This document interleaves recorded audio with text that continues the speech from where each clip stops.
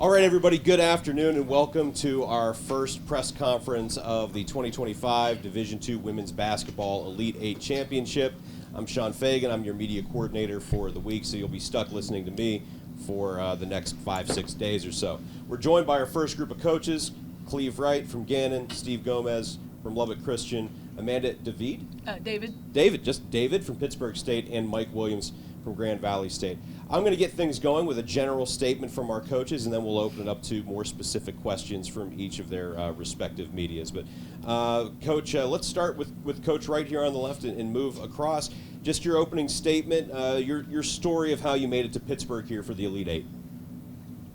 Wow. Okay. Right one there. Compress it to That's about as broad as it can get. Well, way back in the beginning, no. We're very happy to be back. Very happy to be back. It's been a very eventful year. We've had a lot of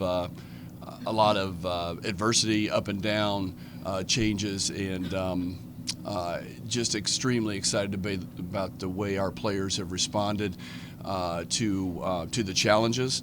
The way they've grown has been something that's been very nice to be around. We have a bunch of great kids.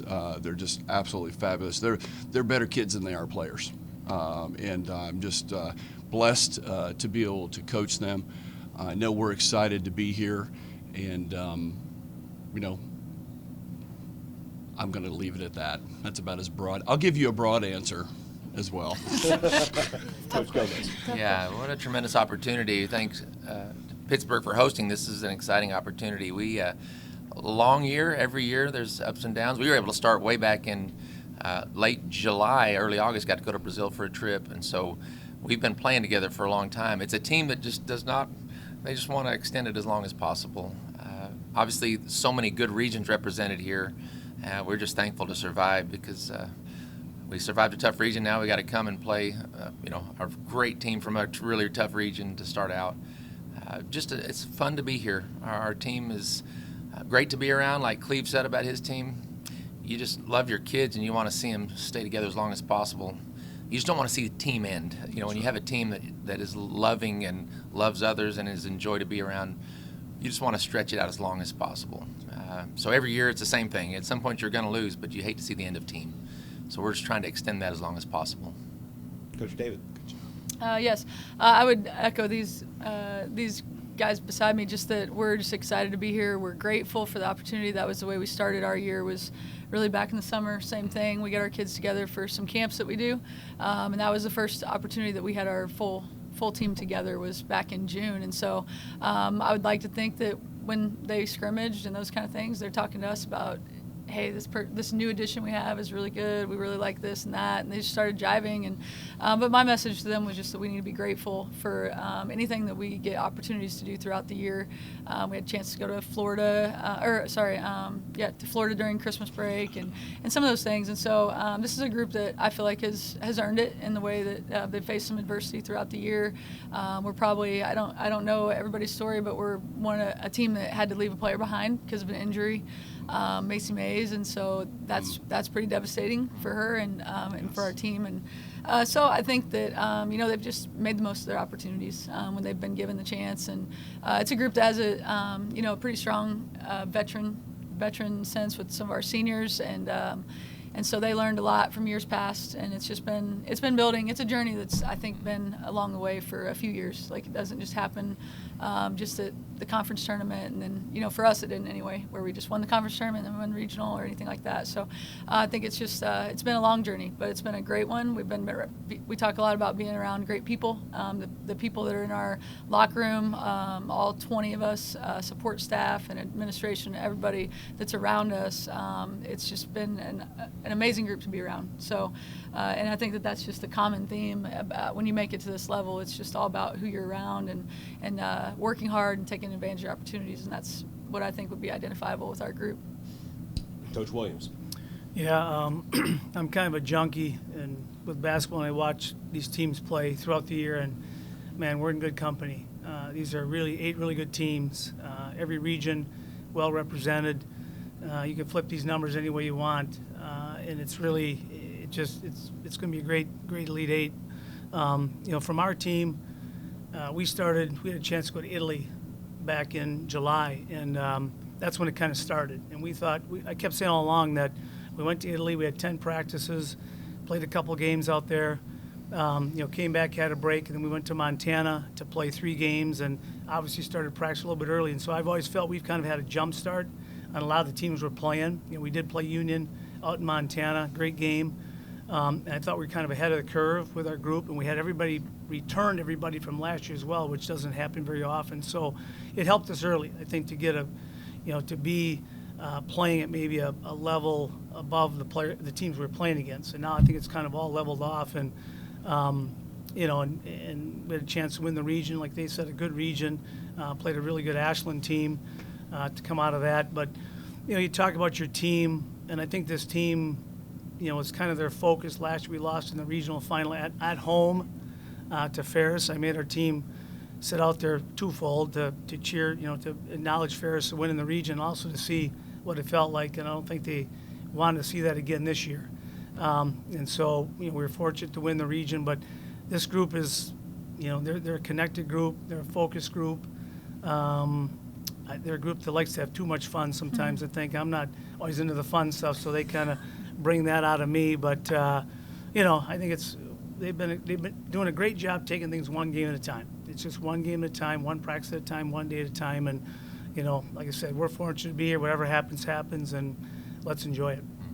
All right, we will open it up to questions now. We do have the wireless microphone here, so if you do have a question, I can come over, I can hand it to you, and that way it'll pick up on the press conference audio. So fire away, please. Coach Wright, beginning of the season, talks about a certain player graduating and how you guys were going to be able to move on after her leaving. Talk to me about how you've made it here. How are you proving everyone wrong? We had a pretty good player last year. She was pretty good.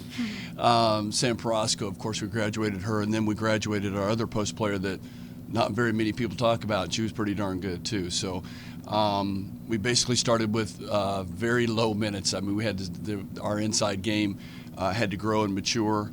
Our guards really picked it up. Bree Claxon, Kate Ratliff, our point guard. We've rotated some people through there, and they've just been fabulous and really helped us. And then just to see the growth in the post players that we have pretty good size, and so they're just a little bit young. And but now it's 34 games in, so there's no young anymore. And but I'm very proud of the way they've responded. I think our style changed a little bit from last year, but I think it also helped to maybe make us a little bit more balanced in the way we attack the basket.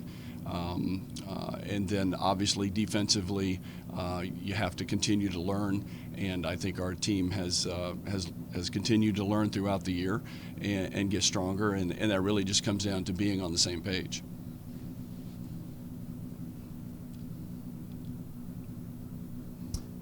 I'll throw one out at you, coaches. So obviously, to get to this point in the season, there's some luck, there's some skill involved. But when you finally get down to these 3 games, what messages are you imparting on your athletes? What does it take to not just succeed at this level, but to ultimately capture that prize, that national championship? What does it take from this point on? Whoever would like to answer. I think I got one. I think we've just talked about control what we can is the number one thing. Go if you have opportunities to practice, whatever it is. We just talked about it yesterday. 2 days before this game is not any different than 2 games or two days before any other game in our season, whether it's the first game or conference tournament or conference championship, whatever it is. With our group, it's about being at a high level every day. And so I think that on some levels that keeps everything normal for them. Like if we just have every game from the day one to playing in NAI to this game, we've always been talking about playing at a high level all the time. At practice, in a shoot around, whatever it is, we're going to go hard. And so, and we have kids that are driven and all of those things, so it's no different for them. And so I would probably speak for everybody that we're around some really high level individuals, some very driven individuals. And so they get that, and they kind of like to be pushed to that level. There's not much resistance. And so we talk about just control what you can, and, you know, just being super competitive and just getting after it every chance that we get. And so I think that for our group, it's just been a consistent thing all year in that fact. And we're just, again, thrilled to be here. But you've gotten yourself here, so just make the most of your opportunity. Coaches Gomez and Williams, Coach David's talking about trying to keep things, it seems like, very consistent for your athletes, right? How do you as coaches, how do you feel that added intensity of this situation? Is there a different way that you approach things, or do you try to approach things the same way as you normally do? Yeah, I appreciate her reflection there. There's just a standard. I think every one of these coaches obviously have a standard, and that's just the way it has to be. You don't change it according to the situation or the limelight or the stage you're on. It's a standard when you're running camps with little kids. You're going to treat people well. You're going to do the best. You're going to encourage someone else. And it's never about you. It's never about the individual. It's always about the team. And so there's a word we've used this year. It's a Maorian word from a book that we read, The All Blacks, which is a New Zealand rugby team. It's called Ubuntu. It's just about a deep connectedness. It's more than family. It's more than team. It's a deep spiritual connection you have with your crew, your people. And I think when you have that, you can handle the ups and downs, the adversities, the injuries that some of these teams have gone through. It's just something deeper. And in the end of the day, basketball is not that big a deal. And when you can have that perspective of the wins and the loss aren't going to define me, you can play with freedom. You can have a joy about life that's not dependent on a result. You know, this time of year, March Madness, there's just disasters in life for people, but it's just a game. And so when you can keep things maybe a little 10,000 foot perspective, then the game becomes fun. And you can keep things that don't become too big.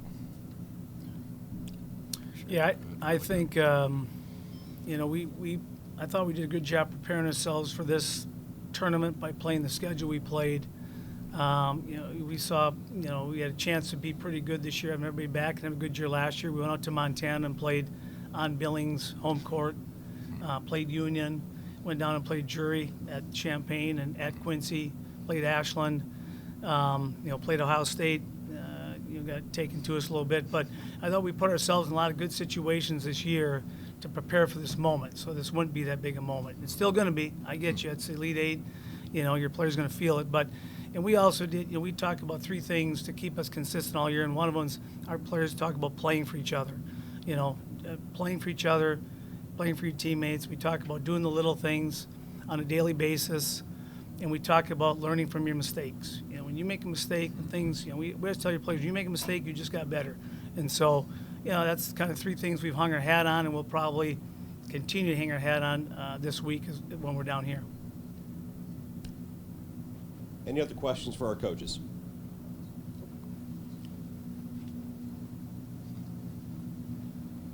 Coach Williams, you were here 3 years ago. You have 3 players on this team that played in that Elite Eight.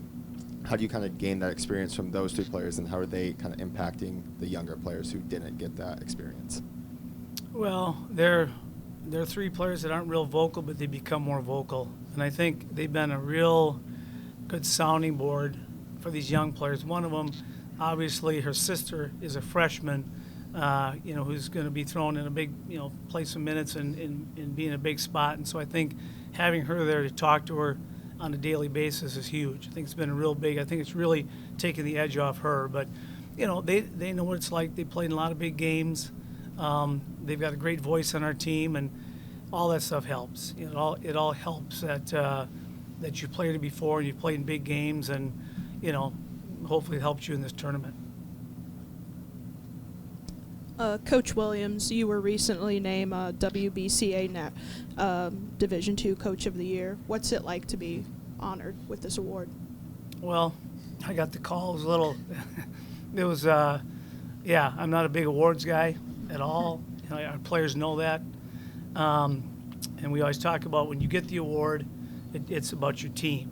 You know, it's about your team and the players you recruit, your staff, the people around you, your administration. I think everybody as a part in that success, you know. And it just says, like I always tell people, you win a lot of games. You're in a good place, you're good players, and they bust their tail for you, you know. And I think that's what it says, you know, that you're in a good situation. If you're in a tough situation, those things don't happen. So we're in a good situation here.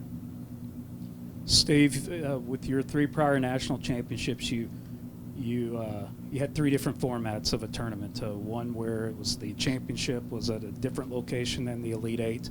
Then you had if you call this normal, you had a normal format, and then you had the COVID format. What's the key between all 3 to link you to those trophies? Yeah, just we paid the refs pretty well in those games, and so as long as you can get them on your side, you're all right. I'm just really fortunate. I mean, just some good breaks. I mean, there's just not a thread of like, man, if we do this, it's going to happen. I mean, you can take the best shots and miss them. I mean, you can contest, make teams take tough shots, but they still make them. I mean, one of those games, we miss a wide open 3 to tie it, get a lucky rebound, you know, hit a 3 to go to over.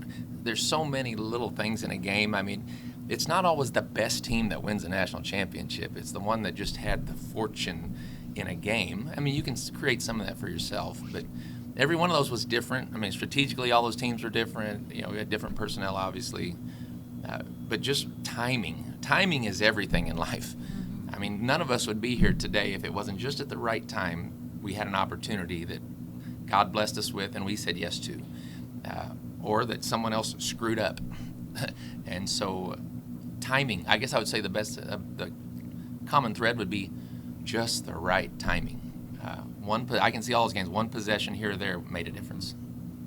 And also, you haven't had a national championship without a Robertson on your roster. I know everybody's going to be focused on the 2 All-Americans, and Macy Maddox and Grace Foster. If you want to touch on them, you can. But talk about the importance of Audrey Robertson, who, along with being a contributor on the floor, carries a 4.0 GPA. Yeah. Again, tremendous families. You know, Coach Williams talking about family lineage, a sister playing with. It's so fun to have those. We've had a number of those successions in sisters. And so now Audrey's, I think about 10 years later, graduating after her 2 older sisters. She's just sort of the guts of our team. She's just the heart and soul, sort of the mothering, mature, off the court, but on the court, very, very competitive, wants to do everything just right. So just a really mature girl for her age. You know, 5th-year senior, but she's wise beyond her years even at that, and just a competitive leader for us.